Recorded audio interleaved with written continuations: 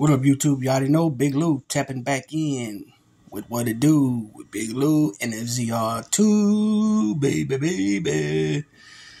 First time you come into the channel, be highly appreciated if you sub, like, and share the channel with your family, friends, peoples, and folks, buddies, pals, amigos. And if you're just your cup of tea, sports talk, profiles on athletes of the 80s, and that's where we're starting these profiles off. I'm not sure yet if I'm going to go from the 80s into the 90s or if I'm going to go back to the 70s. I'll probably go from the 80s where I'm at now, doing these profiles on football players, basketball players, baseball players, boxers, and pro wrestlers, and then probably go into the 90s. But yeah, if that's your thing, sub to the channel and share the channel. It's highly appreciated.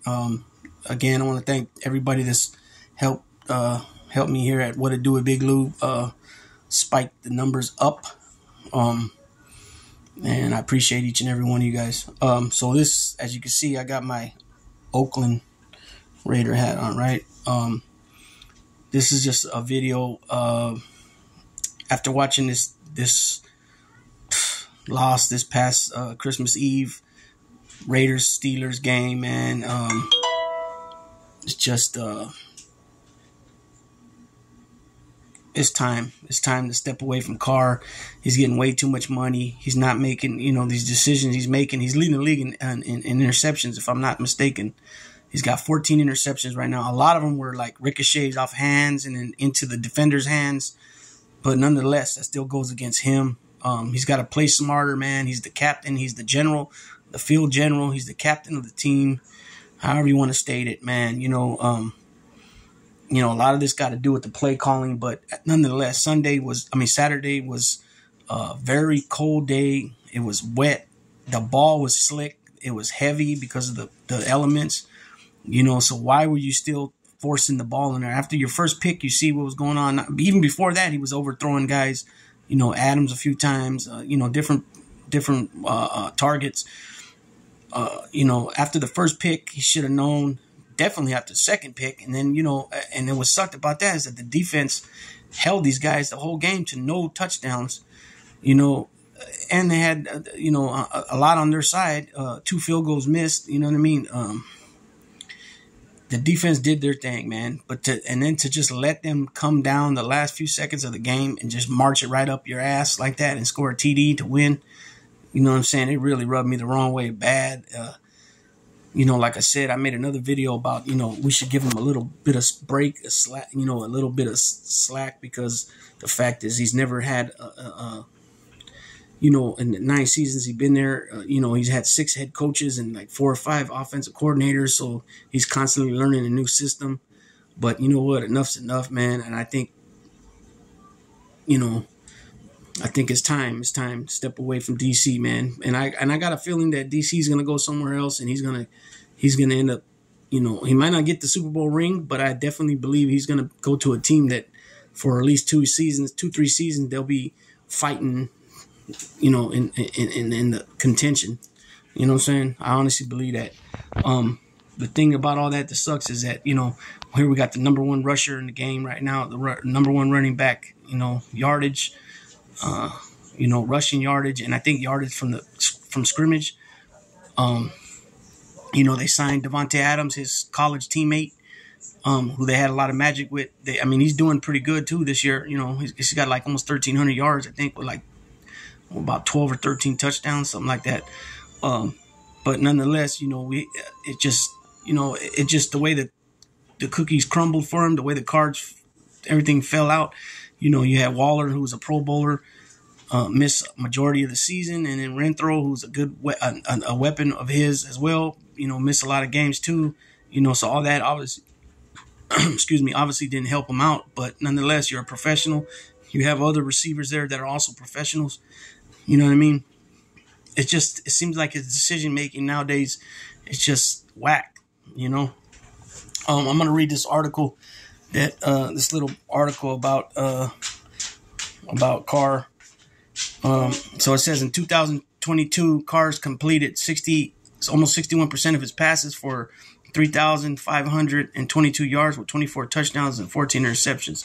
His completion rate is his worst since his rookie season and a step a steep drop from his 68.4 rate in 2021. Excuse me. His 14 interceptions are the most in the league through week 16. So I was correct about that. He threw 3 interceptions in Saturday's 13-10 loss to the Pittsburgh Steelers that all but eliminated them from the postseason. The Raiders hired McDaniels last offseason in part because of his prowess as the longtime offensive coordinator for the New England Patriots. Carr and the Raiders' offense regressed in his first season as head coach. McDaniels and general manager Dave Ziegler will be under pressure in the second season together to show improvement on offense and in the standings regardless of who's playing QB. The Raiders also traded last offseason for all-pro receiver Davante Adams, a college teammate and close friend of Carr. Carr is a respected leader in the locker room. Moving on from him is not a decision that would be taken lightly, right? Carr has been the Raiders starter for 9 seasons since they selected him in the second round of the 2014 draft. He's missed just 2 regular season games in his career. He missed both of those games because of injury. The decision raises obvious doubts about his future with the franchise. Carr has made 3 Pro Bowls in his 9 seasons, with has last arriving after the 2017 campaign. The Raiders have made the playoffs twice with Carr at QB, including a wild card berth last season. They've not won a playoff game since the Super Bowl season. So that's just a little something. But when you got weapons like Josh Jacobs, right? You got Darren Waller. You got Hunter Renfrow. You got Davante Adams. Even Foster Moreau, even though he did some stupid bonehead moves the other day, he can handle his business. He's not on that Waller level, not even close, but he has his shine, moments. You know what I'm saying? And then you got, Crosby's constantly chasing down people. He never stops. Charlie Hustle like a mug, right? And then you got Perryman, who does his thing. So, now you got Perryman's out for the rest of the season, and Jones, I haven't really updated nothing yet as of yesterday. I haven't checked today. But Jones hurt his elbow it looked pretty bad. He looked like he was in a lot of pain. Most likely they're going to sit those guys out regardless, just because there's nothing, we're out of the picture, period. We played the powerhouse Niners this weekend. I'm not really even tripping on watching it at all. Our quarterback's not going to be playing. Like I said, two main defensive players are going to be out. There really ain't nothing, it is what it is. The Niners are a powerhouse, especially on the defensive end. They have some nice offensive weapons as well. Would I love for us to get a W there? Yeah, but at this point, it doesn't even make a difference. But I would like to see them go finish this season, these last 2 games, fighting, not just lay down and, not just go to the game and just lay down. You know what I mean? We'll see. But at the end of this, I'm going to say it again. The Raiders, it's time. It's time to step away from Derek Carr. Hopefully we can get a good, decent quarterback draft pick this year, and rebuild at the QB position, because we got the weapons. We got the weapons for somebody to step in, learn the system and step in and be able to put together some nice statistics, you know what I mean? But the main thing is W's. We fuck the statistics. We want W's. You know what I mean? Fuck field goals. I want TDs. You know what I'm saying? And we kind of lost, I don't understand. I mean, I do understand, but I don't understand at the same time, because McDaniels, it was all, we signed McDaniels. He knows how to win. Da, da, da. But did everybody forget that he was the head coach at Denver for a minute there, and he didn't do diddly squat? It's kind of like one of those things like Buddy Ryan. He's a defensive genius, right? But then again, they got the talent. You got to have the talent there, right? Like they say about Phil Jackson, he's a genius. Pat Riley, they're geniuses, head coaches, but as coaches, but they got talent. Michael Jordan, Scottie Pippen, Ron Harper, Kerr, Horace Grant, Bill Cartwright, Luke Longley, Tony Kukoc. The list goes on and on with these guys. Then Shaq, Kobe, Andrew Bynum, Paul Gasol, Rick Fox, Derek Fisher, it just goes on and on, but they got the talent. So you got to have the talent, and then you put the offense together, however you're going to run your schemes and all that. But Like I said, Buddy Ryan was a genius on the defense as a defensive coordinator, but a head coach, he really wasn't nothing. And I believe that this guy, Josh McDaniels falls in that same category. Good offensive coordinator, but as far as running the show, ain't shit. And they say that about some vice presidents. Great vice president, but as president, shitty. It is what it is. So again, this is a very I hate because I've always rooted for Carr. I always thought he was a good quarterback. I don't think he's a great quarterback. He's not on that level with Montana, with those type of guys. Brett Favre, you know what I mean? Peyton Manning, Eli Manning, even Eli Manning, because when it comes down to it, in the playoffs, he's got 2 rings. One ring they spoiled the New England Patriots undefeated, going perfect through the whole season.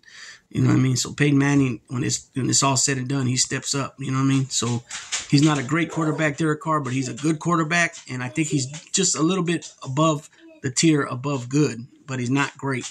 But again, I'm going to say this. I do believe that he's going to, if he does leave the Raiders and he goes elsewhere, that he will, I don't know if he'll actually get the ring and get it done, but I believe that whatever team he's going to be quarterbacking, that they will be in contention.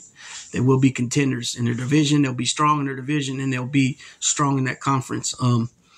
But then again, I heard that he said if he don't play for the Raiders, he don't want to play no more. So I don't know. We'll see what happens. You know what I mean? But at some point, he's got a lot of money that's guaranteed on the table. So again, the Raiders, starting with Mark Davis, are making boneheaded moves by giving these guys guaranteed money. And correct me if I'm wrong, anybody, but I believe that Mark Davis is pretty much stuck with his GM and head coach right now because he's still paying Gruden and the last GM, Maylock, or however you say his name. So he can't really move on from these guys because I believe he'll even owe these guys guaranteed money. So how's he going to pay 2 ex-head coaches and 2 ex-GMs and then bring in another set and pay those guys that he owes money to and then the guys that are now working? He doesn't have the money to do that. So pretty much that's why he says, he's got confidence in them, blah, blah, blah. You know what I mean?